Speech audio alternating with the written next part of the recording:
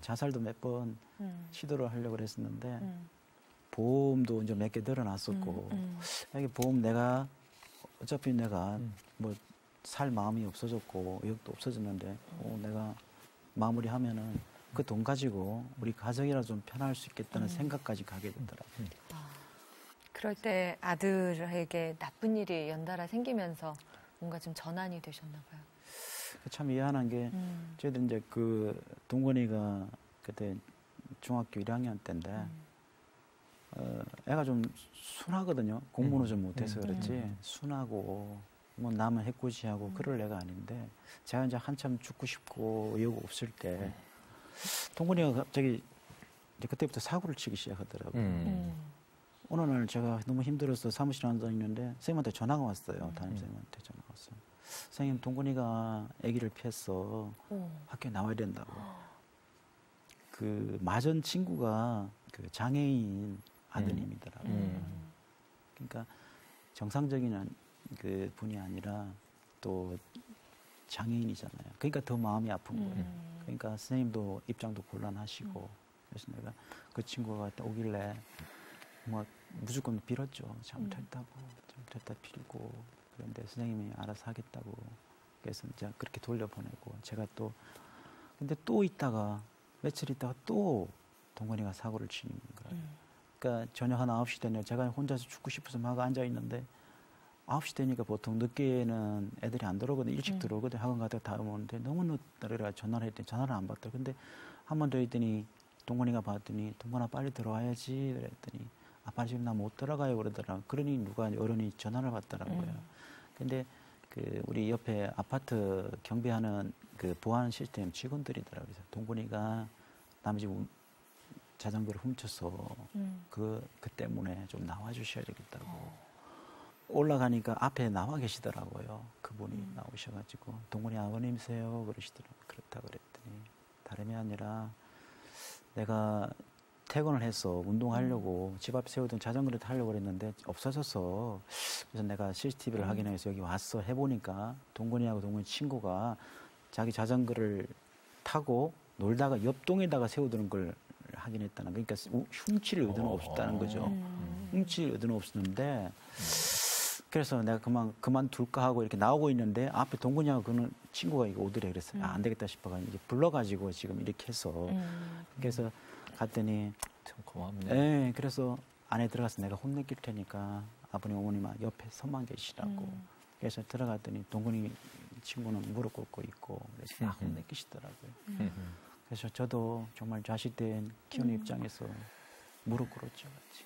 미안하다고 죄송하다고 했더니 그 모습을 보시더니 그러니까 동훈이 친구한테 그러더라 같이 너희들 어머니 아버지 때문에 용서하는 거다.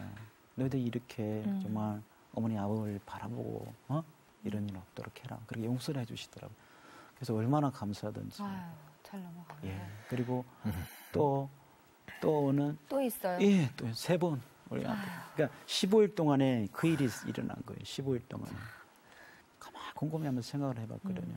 내가 죽고 싶을 때마다 동건이를 통해 동건이가 자꾸 사고를 치더라고요. 그것도 짧은 시간에. 지금까지 한번 그런 일도 없었는데 15일 동안에 그 사건이 있길래 이상하다. 그리고 또 우리 아버님도 교회 가시다가 지하철에서 막 토하시고 그런 일이 그 기간 동에 있었거든요. 그래서 막 이것저것 정말 왜 이런 일이 벌어지지? 나 진짜 죽지 못해 지금 살고 있는데 너무 힘들다. 그러니까 근데 퇴근하고 소파에 이렇게 앉아서 있는데 정말 그 누군가 내한테 이런 얘기를 하는 것 같더라고요. 너가 죽고 그 돈으로 동근이 예지가 행복할 것 같니? 그런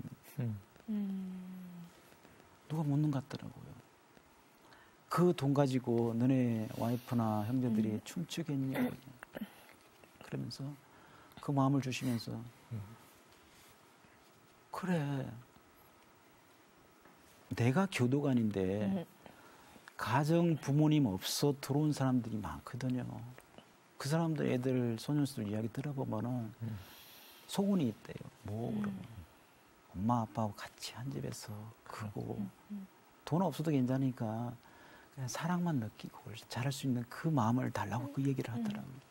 그 마음을 주시더라. 그때 당 그걸 애들을 보여주면서 그래 그거야.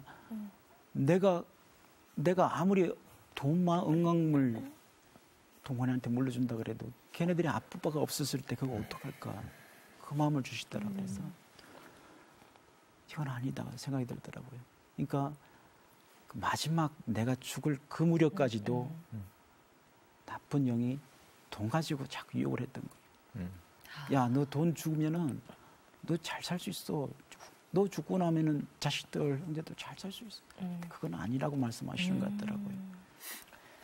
그러면서 성경책을 보고 싶은 마음이 드셔서 처음으로 그때 성경을 잡으셨다고요? 무슨 말씀 보셨어요? 교회를 한 16년 동안 제가 다니면서도 실질적으로 말씀을 정말 제대로 내가 읽고 싶어서 읽은 적은 없었거든요. 근데 놀랍게도 정말 성경 말씀을 읽고 싶더라고요. 그래서 작은 방에 성경책을 있길래 그 말씀을 이렇게 묵상하고 읽고 있는데 마태복음 24절, 33절 말씀을 제가 이제 묵상하는데 24절 말씀이 한 사람이 두 주인을 섬길 수 없다.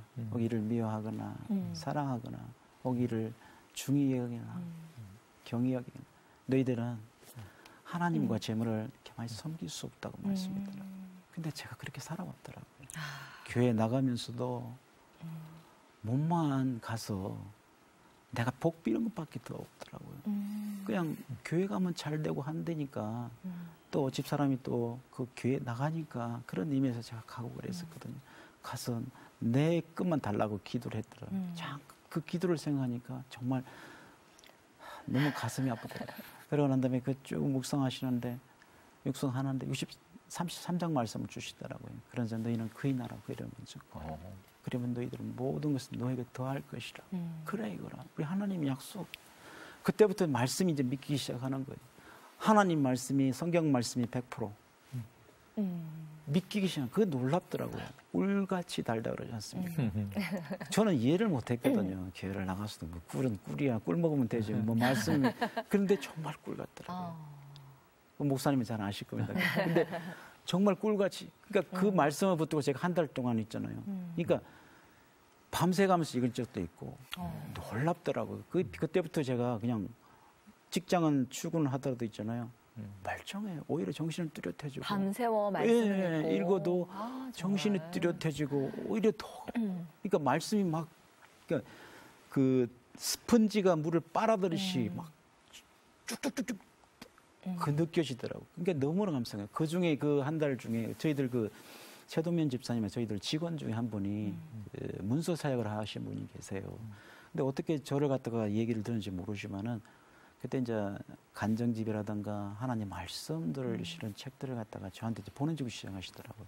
근데 참 왜 보내준지 모르는데 계속 보내주시는 거예요. 근데 그 책을 통해서 그리고 다른 이제 우리 그 수용자들 가면 도서관이 있거든요. 거기 가면은 정말 신앙 서적이 굉장히 많거든요. 평소에는 그들도 보지 않으시거나 이제는 막 관심이 가져지니까 말씀이 그려워지니까 그 책들을 읽기 시작하는데 지금까지 제가 45년 동안 살아오면서 읽은 책보다 더 많이 읽었지. 아멘. 내가 나가고 난 다음에 이런 생각이 들더라고요.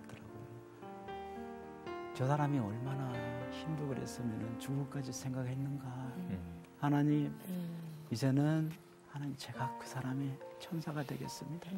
그런 고백을 하고 정말 1년 동안 제가 울면서 지냈거든요. 내 삶을 이야기하면서 나도 이렇게 변하고 예수님 만나면 이래. 아무리 술 먹고 찌들어고 해도 정말 예수님 만나면 한 번에 술도 끊게 하고 다 한다. 출소하신 분들도 정말 와서 쉼을 얻고 말씀으로 위안받고 할 수 있는 좀 센터를 놓고 정말 기도하고 싶습니다. 아멘.